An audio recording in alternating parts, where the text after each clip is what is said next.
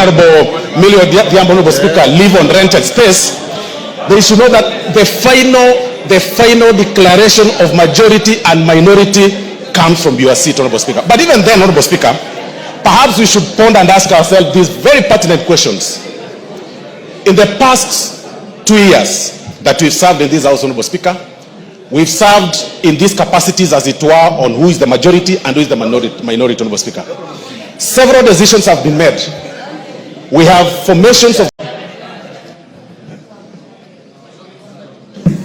Thank you very much, Honorable Speaker. Honorable Speaker.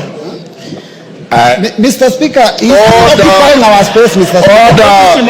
Why can't they just move to their side?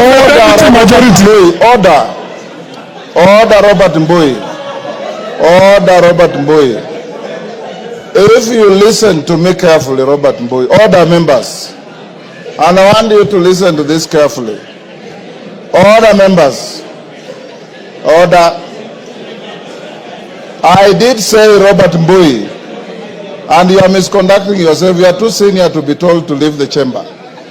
I did say, and I want to repeat, and Millie Odhiambo, who raised the point, has read this judgment clearly.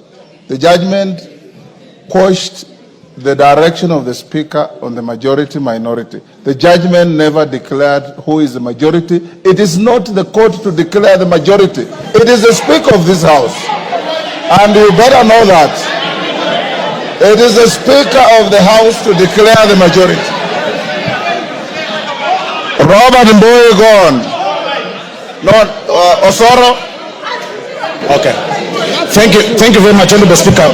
Honorable Speaker, I want to speak it up from what you've actually said, Honorable Speaker, that even upon reading the judgment of the court, the standing orders of this House, Honorable Speaker, gives you power to declare who is the majority and who is the minority.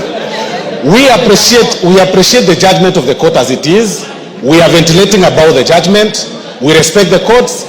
But again, it is these very laws that govern, as Honorable Speaker, that give you that power, as Honorable Speaker, to declare the majority and minority. So even as Honorable Junet and the Honorable Millie Odhiambo, Honorable Speaker, live on rented space, they should know that the final declaration of majority and minority comes from your seat, Honorable Speaker. But even then, Honorable Speaker, perhaps we should ponder and ask ourselves these very pertinent questions. In the past 2 years that we've served in this House, Honorable Speaker, we've served in these capacities, as it were, on who is the majority and who is the minority, Honorable Speaker. Several decisions have been made. We have formations of the committees that fall on the majority, minority, chairman, the committees that are supposed to be led by members from the majority side, and the committees that are led by the members of the minority side. Does it mean, Honorable Speaker, that every decision that has been passed by the committees, or any report that has been passed by the committee that falls on the minority, as it were then, and the majority, is it rendered mute as it is right now, Honorable Speaker? If going by the judgment, if we read on the judgment, like they want us to define it as it, just on plain paper, Honorable Speaker, that is question one. Question two that we should ask ourselves, Honorable Speaker.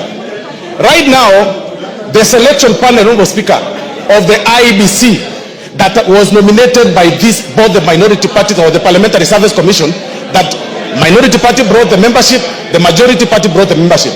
The IEBC selection panel has already started working, Honorable Speaker, right now in terms of selecting the next commissioners. What then happens to them? What happened to that selection panel? Because they were appointed on the basis of the majority and the minority when the Parliamentary Service Commission submitted the names. Those are the questions we need to ask ourselves, Honorable Speaker.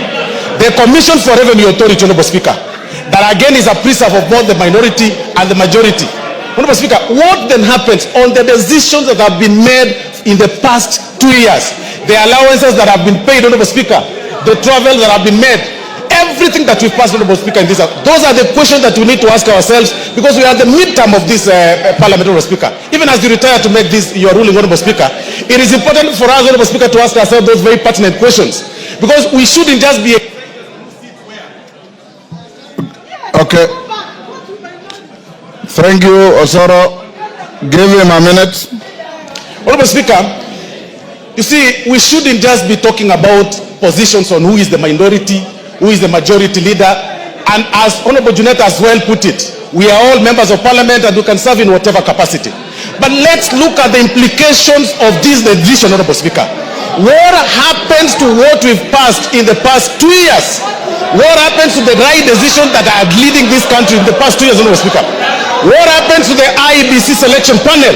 Those are the questions. Otherwise, I'll tell my colleagues, the Honorable Millie Odhiambo, who is saying that she has added in her CV the position of the chief whip of the majority. She'll only do that, Honorable Speaker, in her dreams. It will not work. Thank you very much, Honorable Speaker. David Ocheng. Thank you so much, Mr. Speaker. Mr. Speaker,